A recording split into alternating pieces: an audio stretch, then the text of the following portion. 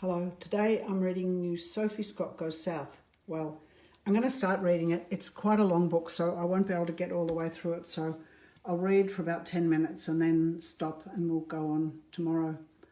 Here are the end papers where there's a big map of the world where you can see where Antarctica sits and where Sophie goes on her voyage.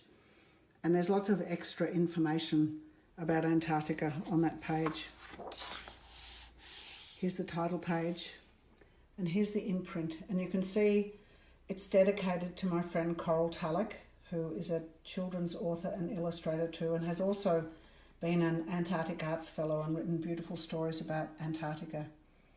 And here's a little explanation of the book. It says, in 2005, I travelled to Mawson Station as an Australian Antarctic Arts Fellow aboard the Aurora Australis. Every day of the 6-week voyage, I sent an email to schools and families around the world describing my experiences. Children drew their responses to my stories and sent copies of their work to me. I used these drawings to make an exhibition called Kids Antarctic Art. The exhibition has toured Australia and overseas for years now, and profits from the prints sold go to the Royal Children's Hospital in Melbourne. Many of the pictures in Sophie Scott's diary are from the exhibition, so a proportional percentage of the book's royalties will go to the Royal Children's Hospital too. Here we go. And here is how the story starts. Here's a big page. So that's one of the pictures from the Kids Antarctic Art exhibition on the right. And here the story starts. Woohoo, I'm going to Antarctica. That's right, me, Sophie Scott. I'm 9 years old and I'm going to Antarctica with my dad. He's the captain of the Aurora Australis. It's an icebreaker, a ship that can go through ice. We're delivering people and supplies to Mawson Station. We'll be the last visitors there before winter comes and the ocean freezes. We'll be at sea for about a month. It will take nearly 2 weeks to get there. Then after a week at Mawson, it will be time to come home. I'll see icebergs, penguins, seals and whales. Dad said there might even be blizzards. Things I will see in Antarctica, but no polar bears, they're only in the Arctic. And there you can see that beautiful picture of a blizzard.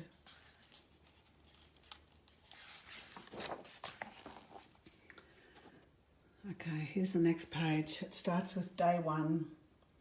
Mum was being brave when she hugged me goodbye at the airport, but I could see tears in her eyes.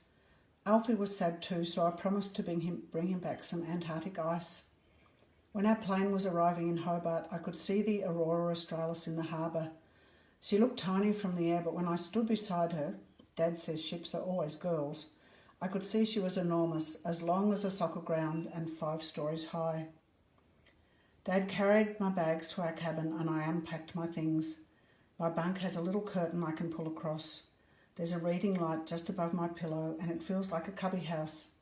It's nice knowing Dad will be just on the other side of the cabin. I climbed up to the top deck and watched as passengers lugged bags up the gangway and a big crane swung a net full of cargo onto the ship. When everything was packed, Dad blew the horn and the ship moved slowly away from the dock. We threw lolly-coloured streamers to the people waving and held on until the streamers snapped and the water between us got wider and wider. As we left Hobart, a big moon reflected on the water and lights twinkled along the hills. I felt like an astronaut heading into outer space, a bit scared but very excited. And here's a whole lot of photographs of the Aurora Australis where you can see the anchors and the lifeboat and some switches and a winch. And the little boat, the Aurora 2. Here's a big plan of the ship. Day 2. Last night I felt safe and snug as the ship crashed through the waves. I love my little bunk. I'm still finding my sea legs, but I haven't felt seasick. Dad says I have the ocean in my veins. I'm very careful when I'm on deck. 1 hand for the ship and 1 for yourself is what Dad says. He means always hang on. It would be terrible to fall overboard. There are 62 people on the ship, plus me, and I met most of them today. 23 are crew members and the rest are Mawson Resupply Expedition. They are the deputy leader and his deputy, 16 people going to stay at Mawson for a year, 12 visiting scientists, 6 people to drive boats, 2 crane operators, one artist who's Mum's friend. And you can see when I made all the crew and all the people on the ship, I did them as a little paper chain. So that was a good way of describing him. And there's Sophie Scott at the end. Some things on the ship have special names. My bunk is called a berth, the window is a porthole, the kitchen is the galley, and the dining room is the mess. I made a new friend today, Georgie, who is going to Mawson for a year to study penguins. She taught me a dance called the penguin strut.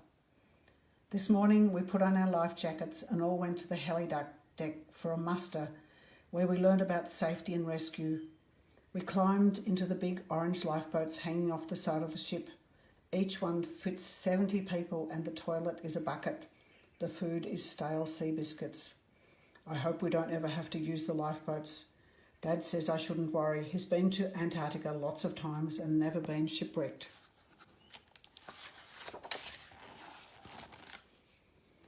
Ooh. What does Sophie say now? I've missed a couple of days in my diary because the sea has been so rough. Last night the ship was rocking and rolling like crazy. Anything that's not tied down goes flying, and I have to hold on all the time. Sometimes a wave bashes the ship so hard that it feels like as though we've hit a rock. The dining room portholes go underwater every time the ship does a big roll. It's like we're eating inside a washing machine. Hardly anyone came to breakfast this morning because lots of people are seasick.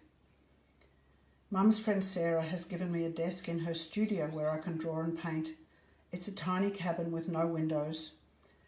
Sarah says that being in this room is like being in the belly of a whale because the pipes in the walls moan and groan like a rumbling tummy.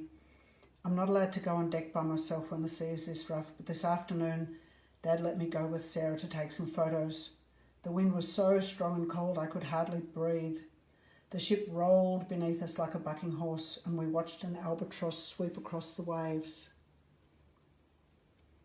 There's always lovely birds following the ship. There's a whole lot of icebergs. Day 7. When I looked out my porthole this morning, there were 2 big icebergs on the horizon. My first icebergs! Dad steered the ship close to one, and it was as big as a 15-story building. It looked like a giant crouching lion. We also passed a jade iceberg and one with a big black stripe. The stripe was rock that had been picked up by the ice when it was part of a glacier grinding slowly over Antarctica. And there's a little diagram where you can see how an iceberg is formed. And then down here we see all the clothes Sophie had to wear. I was toasty today in my special polar clothes.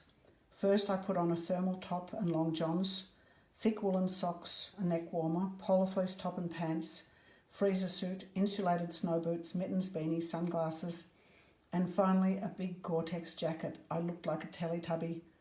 As we head towards Antarctica, it feels as though we are entering an icy kingdom and the icebergs are guarding it. I saw heaps of icebergs today and gave them all names. Furry cat, big shoe, the tooth, money box, ice hut, archway, dog, big dipper, and lion. And here's some photos of icebergs. All the different ones. See the one up on the top that's got a hole where you could paddle a canoe through it. I think I better stop on this page because I'll probably run out of time before I finish the next page. So good night everyone. Thanks for listening so far, and I'll keep going with Sophie Scott tomorrow. Bye bye.